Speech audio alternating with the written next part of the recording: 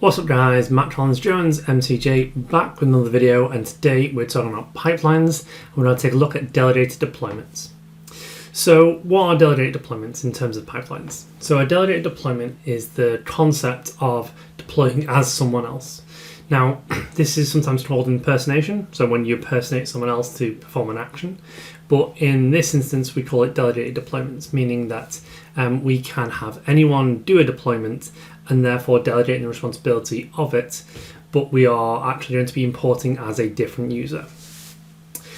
In this video, I'm going to show you stage owner. I'm going to talk a little bit about SPN or service principal deployments, but I'll cover those in a separate video with a how-to guide for all of that.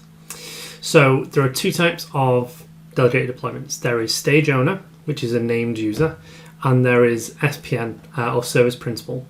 So that is the concept of like an app registration inside of Azure. Both have pros and cons. I'll try and go through some of the pros and cons at the end. But what we're going to do is these are kind of two different users. You can use them in two different ways.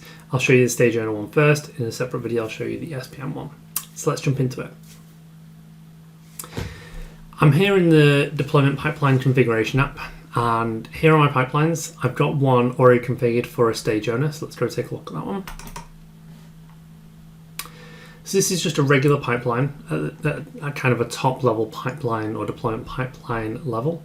And if I scroll down to my deployment stages, this is where I would configure a stage owner. So I'm going to show you how to configure one now. We'll add another one to this stage, this pipeline. So add new deployment stage. We'll give it a name, so we'll call it MCJ3 to MCJ4. It's already saying that it's a stage owner type deployment, which is good. Oh no, that's the name of the pipeline. Sorry. We can do a description. We can tell the previous stage, so we'll actually look this up and we'll find the dev to MCJ3. That's already part of the existing pipeline, which is all good. And we'll say the target environment, and we'll choose the MCJ4 one. So this is just a different environment that we'll be deploying to. At this point, we have a couple of different options. We have pre-export step required, pre-deployment step required, and we also have this one, which is delegated deployment, with a little light bulb here where you can click on it and you can get some additional information. And it says, by checking this box, you also configure an external process, e.g. Cloudflow, in this deployment. To approve or reject the delegated deployment, learn more at aka.ms/setup pipelines, which is a fantastic thing to have that information right there inside the application. So this actually leads us to the first thing that we need to know about delegated deployments. So as a delegated deployment, you are going to deploy essentially pretending to be someone else, sort of thing. So the actual triggering mechanism where you trigger the deployment can be done by anyone who has the necessary credentials to run the pipeline. But the delegated deployment, when they start the deployment mechanism, is going to use the stage owner's credentials to do that deployment, meaning that all the all of the components that go in will be under the stage owner's name. So applications, flows, tables, and other things, and they'll all go in under the stage owner's name, and that'll be the person on record as having done that deployment. Now you can always see who triggered the deployment in these things, like by coming back to the pipeline run, but the actual owner of those individual solution components will be that stage owner that we configure here. Now it says that you should create an approval or rejection mechanism for this. This used to be a prerequisite. I believe that prerequisite has now gone, but you should always configure these things to make sure that you understand that someone's going to do a deployment. It's going to go under a certain name, and therefore you should create a flow that does this. You will also need something that will update the delegated deployment to say it needs to go through, and we'll take a look at that as well. So we'll choose is delegated deployment, choose tick there, and then it asks us for our delegated deployment type. We choose a drop down and it's got stage owner as service principal. In this instance, we're going to choose stage owner, and then up here, and then basically what this will do is this will run as the person that's saving this record. So if you want to configure delegated deployments with stage owner, you have to be the person that comes in here and saves this record and creates this record. You can at a later date come in here and change it to someone else, but the person that is going to be the new delegated deployment stage owner needs to do it. There's a permissioning thing here. So if I went in as another user and I tried to change it to, Bob in our team, it would actually kick back and say, no, you can't change the ownership of this record to someone else. They have to come in here and do it. And this is one of the built-in safety mechanisms for delegated deployments, so that the people know that they are the ones that are going to be doing these deployments. So we'll hit save. Now, once that's saved, we're all good. We'll go back, and we can now actually see there are 2 stages now. So it's going to go to dev to MCJ3 and MCJ3 to MCJ4. And it's going to say delegated deployments here, meaning that we know this is going to go in as a different user. Now what I'm going to do is I'm going to find the flow, and I'll show you the approval mechanism that we have in these flows to do things. Okay, so I found the flow. I'm not going to show you all this flow because there's some other bits in here. I'm just going to show you the bits that are relevant to doing this. So firstly, to trigger the flow, we need an action. When an action is performed, action inside of Power Automate. So this uses the Microsoft Dataverse Common Catalog. The category is Power Platform Pipelines, the table name is none, and the action name is on approval started. There are other things in here, and these are used for other parts of the pipeline, so sort of like pre-deployment steps, deployment started, etc., that you can trigger flows on, for instance. The next thing I do is I get a deployment run. And the deployment run here, we're choosing the deployment stage runs, and we use the stage run ID from that first action. So basically what that's saying is when this pipeline is triggered, so like when an approval is started or when a pipeline is started, go get the deployment run so we have that information. Now, one key thing that I do in all of my pipeline runs, whenever I do any sort of delegated deployments, is I do this do until. So what this do until means is that it's going to check to see whether the deployment artifacts have been generated and are in the solution history or the solution files. Now the reason why I do this is that there are some times where if you try and approve a deployment too early without those solution artifacts in place, the pipeline kind of gets a little bit confused. And it tries to deploy something, it goes, I can't deploy anything, I don't have the solution files. Or you can't prove something so fast because it kind of goes on to the next step. So what I have in here is a do until. And what the do until says is it loops until this empty statement is false. So this empty statement is saying, hey, from the get deployment artifacts, which is this item here, look for the artifact file unmanaged, so the unmanaged solution, which is the last one it exports. And says, if this is empty, then keep going. If this is not empty, so then not empty would equal false, because if this is empty, it equals true all the time, so it would keep looping. If it is empty, then it equals false, and then it works. There's some logic in there somewhere, but I think you understand what I mean. If it's empty, then it keeps looping. So if it is set to keep looping until it is not empty anymore, this get deployment artifacts is literally just looking at the deployment artifacts table and looking for that artifact ID again from that deployment run, get deployment run here, and then we just have a delay of 1 minute. So every 1 minute it'll run through this, it'll go get deployment artifacts, it'll check to see whether the unmanaged solution is there or not. If it isn't there, it does another loop, gets deployment artifacts, delays by 1 minute, checks to see whether it's there or not, and just keeps looping until that unmanaged solution is in the solution. At that point, this is where you would usually have your approval mechanism. Now, I don't have an approval mechanism in here because it's not required anymore. It used to be a mandatory thing that if you had one of these things, the Power Automate editor would actually say, hey, you need an approval mechanism in here. They've now removed that requirement. It's still highly encouraged, and I highly encourage you to do it. In this instance, this is just my developer environment, so I don't have an approval mechanism in, because I don't want to slow things down. I just want to deploy things. But in this instance, but for you, you should absolutely do this. Now, the way that you update that record to actually deploy things is using unbound action.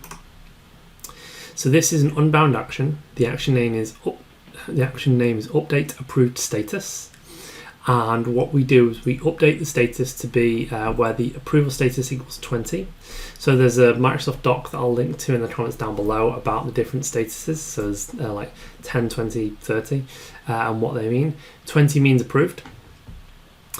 You can add some comments in. So again, if you're actually using an approval mechanism, I would highly encourage you to capture any comments and put them in this box, so that when you go and look at your pipeline run, you can actually see those approval comments in the deployment pipeline configuration, and you can see what people have said about this deployment. It's like, yeah, deploying fine, no, not deploying because of X, Y, and Z. Really handy to have those pieces of information in there. And the last input that you need is actually the stage run ID. So again, we can get this from the initial trigger as well. So we're getting that from up here. So we run that that unbound action that updates the status and makes that change to that record to say, okay, we're going to approve that mechanism now. We're going to approve that pipeline run now, and we can then it'll then carry on. So this is the flow. This is a prerequisite for any delegated deployments, whether it's an SPN or a Power Automate. You actually have to have this in here. Now, one other caveat is that you actually need to have the connection of the person that is the stage owner as the person that owns this connection for this this pipeline, this step here. So in this step, the person that is the stage owner has to be the connection here.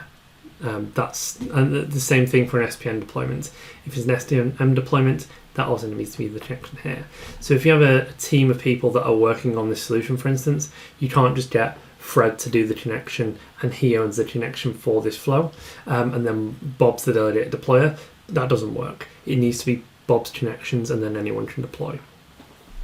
So that is one thing that does catch a few people out, is that you'll see an error message when you try to deploy this saying can't approve this because I'm not the stage owner, for instance.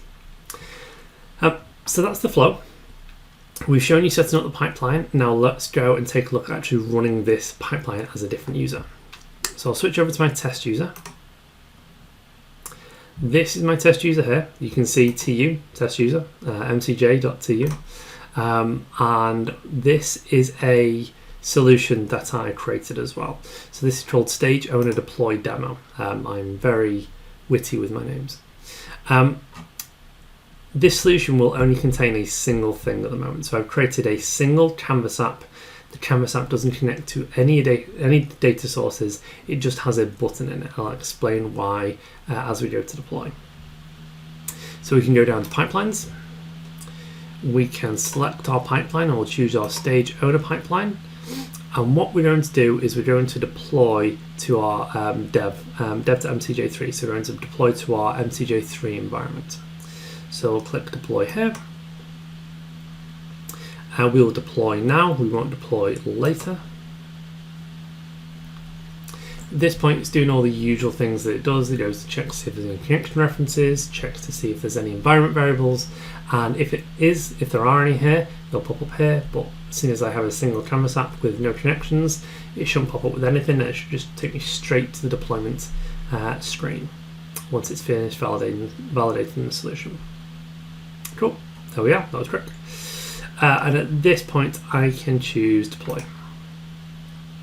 Let's try and start deploying that solution. Hopefully there's no errors. Now you'll see this banner go through a couple of different stages. First, it'll be saying we're exporting the solution artifacts. You'll also notice that for the MTJ4 one and for the previous MTJ3 one, it did have this little banner saying deployments may be pending until an associated background process succeeds. This process is managed by your admin. This is basically saying that there are some pre-deployment steps, post-deployment steps, delegated deployments on here that will require a background process to go on. This banner should update in a second as well to say that there is a background associated process ongoing, and once that goes through, it'll do the deployment. Now, before that goes through and before we do anything else, I mentioned that there's only a single canvas app inside of this solution and there's no connections. There is a reason for this, and the reason is that delegated deployments do have their limitations. So a delegated deployment allows you to deploy on behalf of, like, pretend like someone else. Here we are. We can now see the request here is pending deploy. Great. So delegated deployments do have some limitations. The request to deploy basically as someone else means that Microsoft can't do certain things. One of those certain things is it cannot create connections pretending to be someone else, because that's like a security and validation problem there. So when you go to do a delegated deployment and the person deploying, when they go to deploy, it'll prompt them to create connections for that deployment if there are no existing connections in the target environments. Now, when they create the connection, they'll create it on behalf of themselves.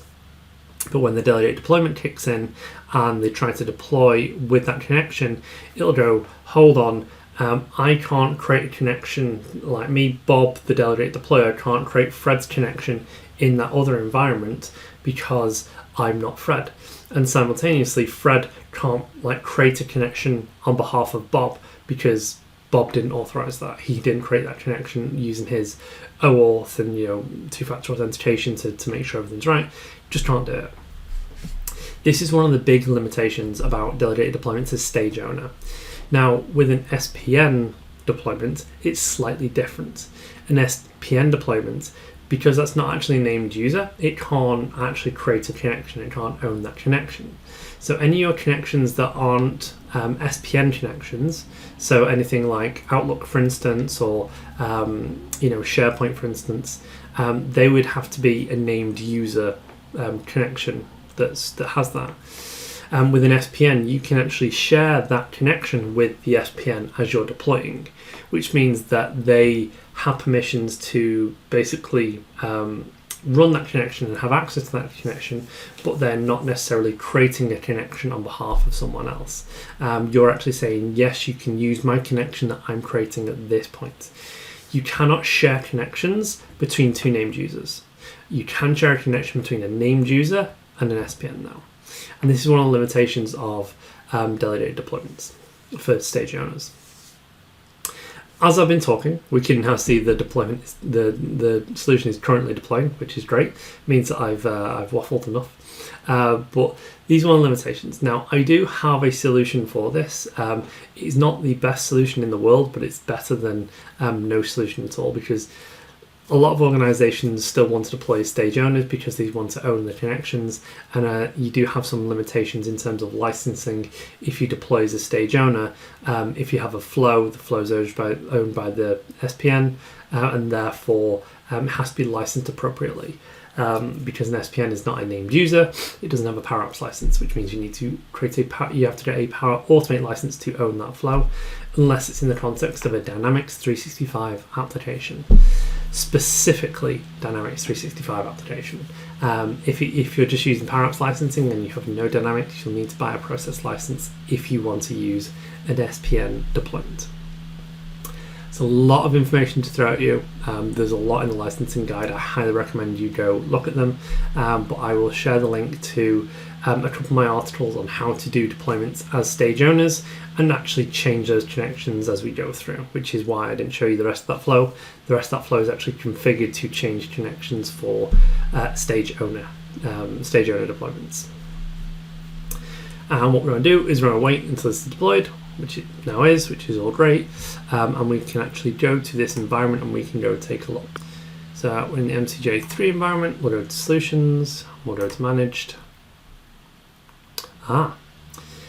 Here is another advantage of delegated deployments. I don't think my test user has access to this environment. So how did it deploy? I hear you ask. Well, it deployed because with delegated deployments, you can remove security. You can remove elevated security permissions from users in those environments. That's one of the main advantages of delegated deployments. So if I go back to my this user for a second, and I just change this to MCJ3, I can at least show you the solution did deploy, and I'm not lying. So my MCJ user here has full access, and we can see stage owner went in 2 minutes ago. And if I click into this, the owner should be me, MCJ. Yeah, owner Matt Collins-Jones. So my test user does not have permissions to see solution components and deploy in the MCJ3 environment.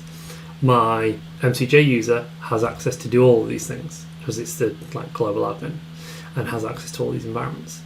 So using delegated deployments, I've actually shown you there that we can deploy as a different user into an environment where that user does not have permissions to deploy solutions.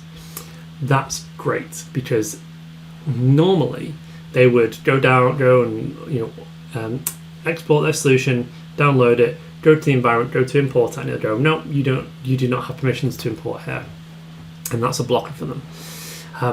But by doing this, what you do, you'd have to go and give them security permissions to elevate their security permissions to have permissions to import those solutions. That's great in one respect because they have the full access to do that, but then that can cause some security concerns. You're giving people permissions that they don't necessarily need in those environments.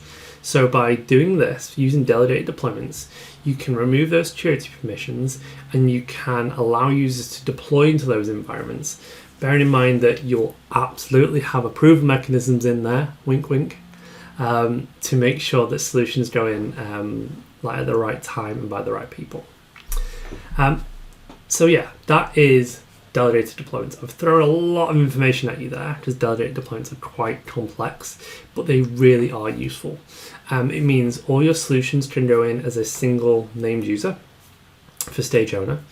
It means you can lower your security risk and your security profile by removing permissions from other people, which means they can't go and make changes in production, which is exactly what you want. You still get the full control and you can add approval mechanisms in and things like that, meaning that you can still maintain that access and know who's doing things. And if anyone does leave an organization, it means you do know all the things that you need to go and change. So as opposed to having 10 different developers all importing into different environments, once one of them leaves, you have to go and find all their components. This means that if you know a single person has owned everything, all the connections, all the flows, everything else, you can just go in and update these things in one fell swoop, and it's just a single update rather than trying to pick apart different parts of things. Now, stage owner is sometimes synonymous with things like service account. Microsoft do not recommend using service accounts, but I know a lot of organizations do use service accounts still. And this is actually one of those mechanisms that is actually perfect for a service account because you could have all your flows named as a single user that never leaves the organization, is never deleted, meaning that your flows will never fail as long as you're still maintaining your relevant security access to things like conditional access and MFA and login retentions and things like that. So absolutely something you should consider. So that was a very long video. If you managed to make it to the end of the video, type delegated deployment into the comment box below and I'll like all those comments. If you did find this video useful, I would appreciate it if you could subscribe to the channel. I'm really trying to grow it. We're nearly at 5,000 subscribers. That would be really fantastic place to end 2025 or even start 2026 on. If you can't subscribe because you're already subscribed, then share it with a friend and get them to subscribe instead. Really useful for me. But as always, thank you, and I will see you around.